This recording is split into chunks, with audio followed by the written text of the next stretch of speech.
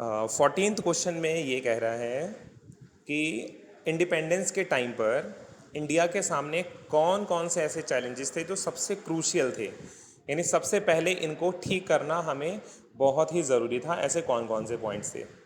तो इसके अंदर सबसे पहला है to improve the low productivity of the agriculture sector, यानी एग्रीकल्चर सेक्टर जो था हमारा, उसकी प्रोडक्टिविटी बहुत ही कम थी। यानी जो पर हेक्टेयर एरिया में जो प्रोडक्टिविटी होती थी, जो प्रोडक्शन होता था, वो बहुत ही कम था। तो सबसे पहले हमें इसे इम्प्रूव करना था। दूसरा है इसके अंदर इंडस्ट्रीज़ को हमें मॉडर्न करना था, डाइवर्सिफाई करना था, और उससे भी पहले हमें इंडस्ट्री को एक्सेलरेट करना था। क्योंकि इंडिपेंडेंस के टाइम पर या उससे पहले हमारे पास इंडस्ट्रीज़ बहुत ही कम थी। इंडिया के अंदर इंडस्ट्रीज़ सेटअप नहीं हो पा रही थी क्योंकि ब्रिटिशर्स ऐसा नहीं होने देना चाहते थे। वो इंडिया के अंदर इंडस्ट्रीज़ नहीं बनाते थे, जिससे हम लोग जो सामान है सारा कहाँ से मंगाएं? ब्रिटिश लोगों से मंगाएं, क्योंकि वो यहाँ से रॉ मटेरियल अपने पास लेके जाते थे और वहाँ गुड्स बनाकर और उसको हमारे पास वापस सेंड कर देते थे।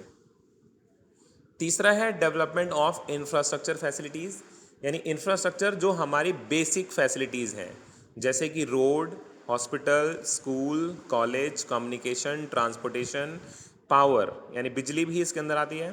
तो ये सब हमारी एक बेसिक फैसिलिटीज़ हैं जिसको हम इंफ्रास्ट्रक्चर बोलते हैं। इंफ्रास्ट्रक्चर को डेवलप करना हमारे सामने एक बहुत बड़ा चैलेंज था। अभी भी बहुत सारे एरिया ऐसे हैं जहाँ पर पावर यानी बिजली, रोड, ये सब अच्छे से पहुँचे ही नहीं हैं। स्कूल कॉलेज के लिए भी बच्चों को बहुत दूर दूर तक लंबा सफ़र तय करना पड़ता है। तो इंफ्रास्ट्रक्चर फैसिलिटीज़ भी हमें डेवलप करनी थी। नेक्स्ट है improving the public health facilities. Public health facilities यानी कि लोगों की स्वास्थ्य संबंधी जितनी भी सुविधाएं थी वो हमें बेस्ट करनी थी, क्योंकि पहले के टाइम पे लाइफ एक्सपेक्टेंसी जो रेट था वो बहुत ही कम था।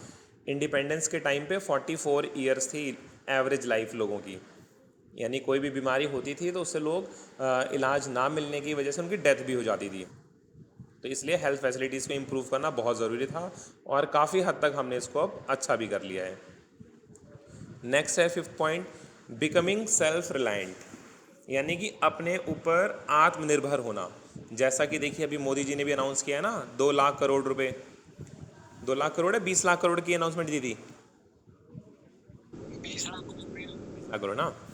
तो इसके अंदर क्या कहा उन्होंने कि हम जितने भी हमारे डोमेस्टिक प्रोडक्ट्स हैं उन सभी को हमें ज़्यादा से ज़्यादा यूज़ करना है और उसकी इंडस्ट्रीज ज़्यादा सेटअप होंगी हमारे देश में, यानी बाहर के सामान पे अब हमें डिपेंड नहीं होना। तो यही इंडिपेंडेंस के टाइम पे भी हमने किया था कि इंडिया के बाहर जितनी भी चीज़ें हैं उन सब पे हम डिपेंड नहीं होंगे, बल्कि अपने इंडिया के अंदर इंडस्ट्रीज़ भी लगाएंगे। ठीक है, फूड ग्रेन का प्रोडक्शन भी करेंगे, हर चीज़ इंडिया के अंदर ही हम करेंगे ताकि दूसरे देशों पे निर्भर ना हो, अपने ऊपर ही डिपेंड रहें, बल्कि हम यहाँ इसको इस तरह से प्रोड्यूस करें कि इंडिया के बाहर भी लोगों को सेल कर सकें। इसको बोलते हैं बिकमिंग सेल्फ रिलायंट। फिर नेक्स्ट है eradication of poverty and unemployment, यानी पुअर्टी और अनएम्प्लॉयमेंट को हटाना। ये तो बहुत ही बड़ा कारण था और ये अभी भी हमारे सामने बड़ी समस्या बनी हुई है। पुअर्टी ख़त्म करना और अनएम्प्लॉयमेंट को ख़त्म करना, क्योंकि हमारे यहाँ पे अनएम्प्लॉयमेंट अभी भी बहुत ज़्यादा है और पुअर्टी कंपेरेटिवली बाकी दूसरे देशों में देखा जाए तो हमारे देश में बहुत ज़्यादा है। तो ये प्रॉब्लम तो बहुत लंबे समय से चली आ रही है और ये हमारे लॉन्ग टर्म गोल्स भी हैं जो हमेशा हमारे सामने रहेंगे, पुअर्टी को ख़त्म करना और अनएम्प्लॉयमेंट को ख़त्म करना। तो इंडिपेंडेंस के टाइम पे ये 6 बहुत ही क्रूशियल इकोनॉमिक चैलेंजेस थे हमारे सामने जिसको हमें ठीक करना था। फिर नेक्स्ट है were there any positive contribution made by the British in India, discuss. क्या ब्रिटिशर्स ने जब हमारे यहाँ पे हमारे ऊपर उन्होंने कब्ज़ा किया था, ठीक है, अपना मतलब राज चलाते थे, तो क्या उसका कुछ हमारे ऊपर पॉजिटिव इम्पैक्ट भी पड़ा?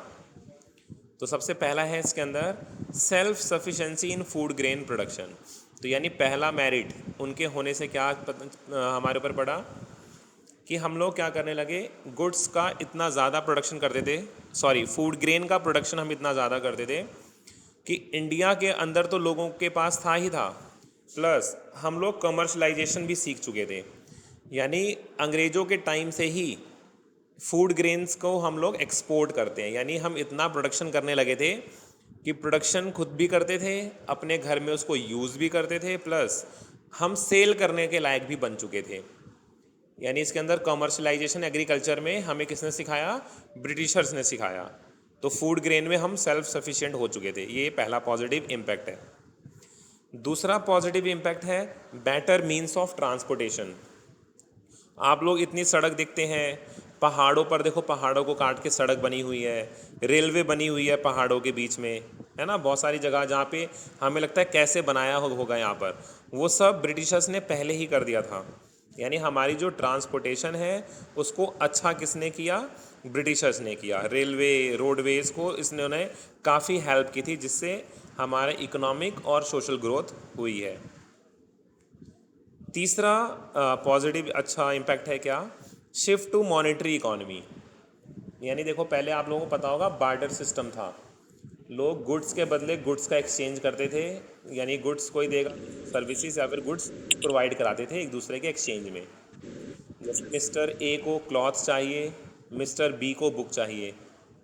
अब अगर दोनों के पास ये दोनों चीज़ें अवेलेबल हैं तो वो एक दूसरे से एक्सचेंज कर लेते थे। ठीक है, क्लॉथ और बुक को आपस में उन्होंने एक्सचेंज किया, उन दोनों की नीड सेटिस्फाई हो गई, काम भी हो गया। तो पहले मनी नहीं थी, अगर थी भी तो उसका बहुत ही कम यूज़ था। तो ब्रिटिशर्स ने मॉनेटरी सिस्टम को काफ़ी ज़्यादा प्रोवाइड मतलब फैसिलिटेट किया और बहुत ज़्यादा तेज़ी से फैलाया हमारे देश में। चौथा है इफ़ेक्टिव एडमिनिस्ट्रेटिव सेटअप। जितने भी आप देखते हैं ना इस समय पॉलिटिशियंस हैं, इतना एडमिनिस्ट्रेशन है हर जगह कि किसी चीज़ को कैसे मैनेज करना है, कैसे लोगों को एक साथ एकजुट रखना है, ठीक है, आर्मी को कैसे यूज़ करना है, ये सब हमें किसने सिखाया? ये सब हमें ब्रिटिशर्स ने सिखाया। यानी ये हमें समझ लो एडमिनिस्ट्रेटिव सेटअप बिल्कुल विरासत में मिला है हमें एडमिनिस्ट्रेशन, कि किस तरह से इन काम को करना है, कैसे सीखना है, ये सब हमें उनसे ही सीखने को मिला है। तो ये चार हमारे पॉजिटिव इम्पैक्ट हैं ब्रिटिशर्स ने जो इंडिया के ऊपर राज किया था उसका। पहला, फूड ग्रेन में सेल्फ सफिशिएंट हो गए हम लोग और इसको कॉमर्शलाइज भी करने लगे।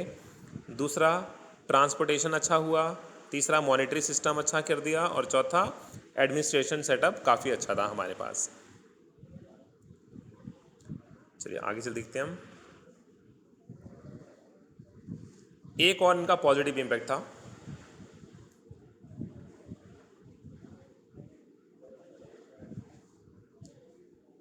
Check on famines. यानी बहुत जगह क्या होता था कि लोग ना भुखमरी का शिकार शिकार हो जाते थे। जैसे कहीं पे मान लीजिए सूखा पड़ गया है, ठीक है, वहाँ पे अब खेती नहीं हुई, तो लोग वहाँ पर क्या होता था कि बिना किसी सामान के वहाँ पे भूखे रह जाते थे और मर जाते थे। तो इस तरह की डेथ बहुत ज़्यादा होने लगी थी हमारे देश में, जिस पर रोक लगाई है किसने? ब्रिटिशर्स ने।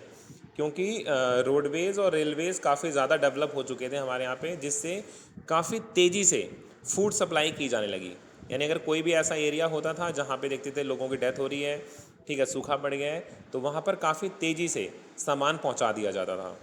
तो ये एक और बेनिफिट था ब्रिटिशर्स का हमारे ऊपर।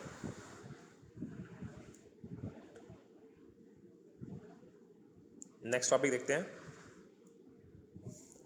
What do you understand by drain of Indian wealth during the colonial period? या फिर इसको एक और तरीके से लिखा जा सकता है, how would you explain the drain of wealth during British rule. यानी आप इससे क्या समझते हैं कि इंडिया की जो वेल्थ थी वो कैसे इंडिया से धीरे धीरे बाहर जा रही थी। ड्रेन का मतलब कहीं ना कहीं रिसाव, ठीक है, बाहर निकलना। तो कैसे हमारे इंडिया की वेल्थ, संपत्ति इंडिया के बाहर कॉलोनियल पीरियड में कैसे धीरे धीरे बाहर जा रही थी, इसके ऊपर देखते हैं ज़रा हम। तो drain of wealth means economic policy of British in India were primarily motivated to snatch maximum benefit from India's trade. It is clear from the following. यानी इंडिया से काफ़ी तेज़ी से ये सब इंडिया से बाहर जा रहा था। कैसे? सबसे पहला देखते हैं हम। The surplus was used to make payment for expenses incurred by the office set up by the colonial government in Britain। देखिए स्क्रीन क्या हो गया?